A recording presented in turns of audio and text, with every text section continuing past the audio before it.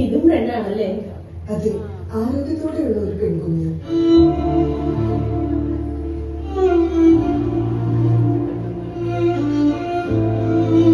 എന്റെ മോളാണ്. ലോകം അവളെ എങ്ങനെ കാണുമെന്ന് എനിക്കറിയില്ല. പക്ഷേ ഞാൻ അവളെ അഭിമാനത്തോടുകൂടി വളർത്തും. വാനം പോലെ ഒരു കൈനീട്ടി മാറിൽ ചേർക്കാം നിറതിങ്കള ഏതോ ഒരു വിധിയാ ഉള്ളിൽ ഇരുൾ മൂടിയാ അകലെ നീ പോയാലും നിഴലാവാം ഞാൻ വരുവോളം വഴിയോരം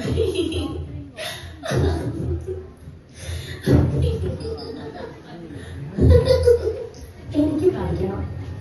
എനിക്ക് വലിയ ആളാകണം. എന്റെ സ്വപ്നങ്ങളെ പിന്തുടരണം. പെൺകുട്ടികൾക്ക് അധിക സ്വാതന്ത്ര്യമൊന്നും വേണ്ട. പഠിക്കാനോ? നല്ല കഥയായി. വല്ല വീട്ടിലും പോകണ്ട പെണ്ണാ. വല്ല വീട്ടുജോലി ചെയ്ത് പഠിക്കാൻ നോക്ക്. അപ്പോ എന്റെ സ്വപ്നങ്ങളോ?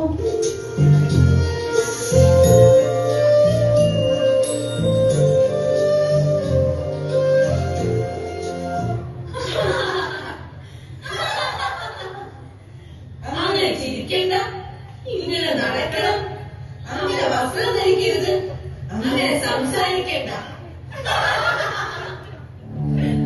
പണ്ടേ നോവാൻ വിട്ടത് തുണിക്കൊണ്ടേ ഈ കണ്ണിൽ മുട്ടി പതുക്കനെ ഒപ്പിക്കൊണ്ടേ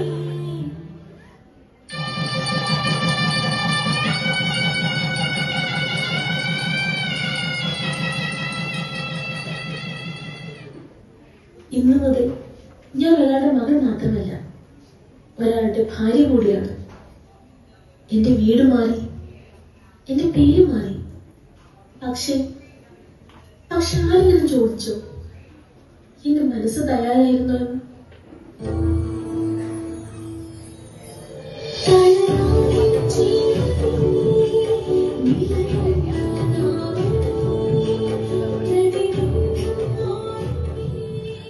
എടി, നീ ഇത് എവിടെ പോയി? എന്റെ ഷൂ എവിടെയാ? എന്റെ ടൈ എവിടെ? ഇതൊക്കെ നീ എവിടെ കൊണ്ടിട്ടേക്കുവാ? ഇതാ ചേട്ടാ, എനിക്കൊരു കാര്യം പറയാനുണ്ട്. എന്താ? ഞാൻ ജോലിക്ക് പോയിക്കോട്ടെ? ചോദിക്കോ? നീയോ? എന്റെ വലിയൊരു സ്വപ്നമായിരുന്നു ഒരു നേഴ്സാവണമെന്നുള്ളത്. അതിനുവേണ്ടി ഒരുപാട് ഞാൻ കഷ്ടപ്പെട്ടിട്ടുണ്ട്. നല്ല കഥയായി. വീട്ടിൽ പണിയാൻ പറ്റാത്തവർക്ക് പറയുന്നുണ്ടോ നീ ജോലിക്ക് പോയാൽ കിട്ടുന്നത് 20,000 രൂപ. ഈ നക്കാപ്പച്ച കാശ് ഈ വീട്ടിലേക്ക് വേണ്ട. നീ അടുക്കള പോയി പോലെ പണിയും നോക്ക്.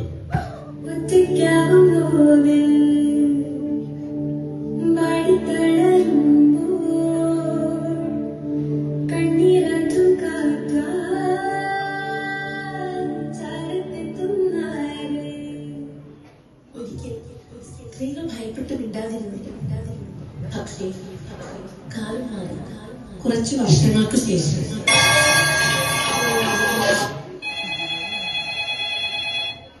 Hello, good morning. Nursing director here.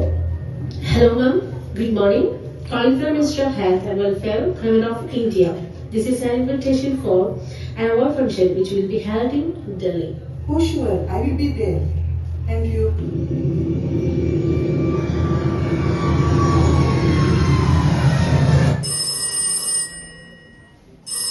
Hello, പറയൂ. ഹലോ സർ, ഇത് ലക്ഷ്മി മാമിന്റെ വീടല്ലേ? അതെ, ഞാൻ ലക്ഷ്മിയുടെ ഹസ്ബൻഡാണ്. സർ, ഞാൻ ന്യൂസ് ചാനലിൽ നിന്നാണ്. മാമിന് നാഷണൽ ഫ്ലോറൻസ് നൈറ്റിംഗേൽ അവാർഡ് കിട്ടിയിട്ടുണ്ട്. ഒരു ഇന്റർവ്യൂ തരാൻ പറ്റുമോ?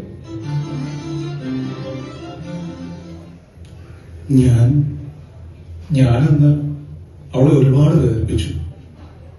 ഇന്ന് എനിക്ക് മനസ്സിലായി, ഒരു പുരുഷന്റെ ശക്തി സ്ത്രീയെ ഭയപ്പെടുത്തുകയല്ല, അവൾക്ക് സ്വാതന്ത്ര്യവും സുരക്ഷയും സമത്വവും ഒക്കെ നൽകുന്നതാണ് ഒരു യഥാർത്ഥ പുരുഷന്റെ മഹത്വം.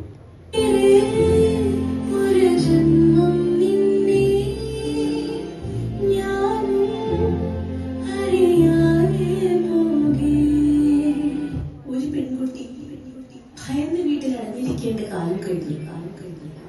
ഇനി ഭയന്ന് തലകുനിക്കേണ്ടത്, കുറ്റം ചെയ്യുന്നവരാണ്. സ്ത്രീയെ തൊടാൻ മുമ്പ് ഓർക്കുക, അവൾ ഒരമ്മയാണ്, ഒരു സഹോദരിയാണ്, ഒരു മകളാണ്. എല്ലാത്തിനുപരി അവൾ ഒരു മനുഷ്യയാണ്.